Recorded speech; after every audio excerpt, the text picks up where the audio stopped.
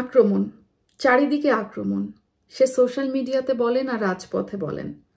রাজনৈতিক পছন্দ কিংবা মতের মিল একে অপরের সাথে নাই হতে পারে, তাই বলে কি আমাদের সবসময় একজনের সাথে মত না মিললেই তাকে আক্রমণ করতে হবে? আসলে আমরা এখন এমন একটা আবেগী সিচুয়েশনে আছি যে কোনো কিছুই যেন আমাদের সহ্য হচ্ছে না। অনেকের মাথায় এই প্রশ্নটা ঘুরছে যে দেশের এখন যে পরিস্থিতি, নৈরাজ্য চলছে, তাহলে কিসের স্বাধীনতা পেলাম? গত 2-3 দিনে ঘটে যাওয়া ঘটনাগুলো নিঃসন্দেহে ঘৃণিত এবং লজ্জিত কাজকর্ম, কিন্তু তার মানে এটা না যে আমরা এই কাজগুলোর জন্য আমাদের দেশের এই গণ অভ্যুত্থানকে অস্বীকার করতে পারি।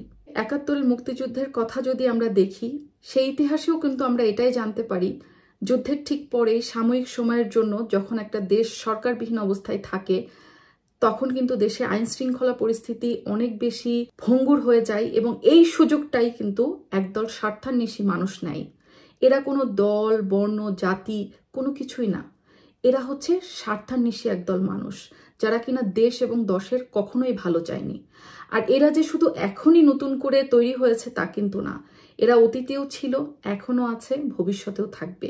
এরা শুধু সুযোগের অপেক্ষায় থাকে এবং আমাদের দেশের 24-এর এই গণ অভ্যুত্থানের এই যে দুর্বল মুহূর্তটা, যেই মুহূর্তটাতে সরকারবিহীন অবস্থায় আমাদের দেশ রয়েছে, এই 2-3 দিন আমরা দেখতে পেয়েছি এই একদল মানুষ কিন্তু সেই সুযোগগুলো খুবই নিয়েছে।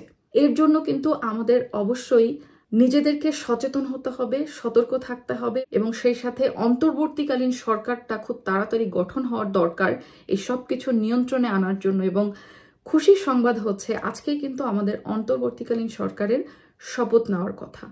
আমরা প্রতিটা বাঙালি মনে প্রাণে বিশ্বাস করি আমাদের রাজনৈতিক পছন্দ, ব্যক্তি পছন্দ, একে অপরের পছন্দ আলাদা হলেও দেশকে কিন্তু আমরা প্রত্যেকেই ভালোবাসি। এবং সরকারবিহীন যে 2-3 দিন আমাদের দেশে নৈরাজ্য, হানাহানি, খুন, রাহাজানি, ডাকাতি এগুলো চললো, এগুলো আমাদের কারোরই কাম্য না। তারপরও আমরা আশা রাখি আমাদের অন্তর্বর্তীকালীন সরকার গঠন হওয়ার পরে নিশ্চয়ই এই সব কিছুর একটা সুষ্ঠু সমাধান হবে।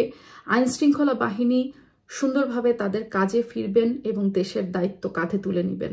আমরা একে অপরের প্রতি আক্রমণ না করি, দ্বন্দ্ব, ফ্যাসাদ, হানাহানি, মারামারি এই কাজগুলো আর না করি। যারা এগুলো করছে তাদের সবাইকে শাস্তির আওতায় আনা হোক এই দাবি করি এবং নিঃসন্দেহে আমরা সবাই একে অপরের পাশে দাঁড়ালে সুন্দর একটা বাংলাদেশ গড়তে পারবো, এটাই কামনা করি। অন্তর্বর্তীকালীন সরকারের এই শপথ গ্রহণের দিনটা আমাদের বাঙালির জন্য অনেক বড় একটা রেভলিউশনের শুরু বলতে পারেন। কেবল তো শুরু, দেশকে আরো গড়তে হবে। এবং সেই সাথে এটাও আশা রাখি বাংলাদেশের প্রত্যেকে তার ভোটাধিকার ফেরত পাবে, তাদের ন্যায্য অধিকারগুলো ফেরত পাবে এবং তারা তাদের জনপ্রতিনিধি নিজের পছন্দে নির্বাচন করবে একটা সুষ্ঠু নিরপেক্ষ নির্বাচনের মাধ্যমে। হতাশার কিছুই নেই, এখনো অনেকটা পথ চলতে হবে।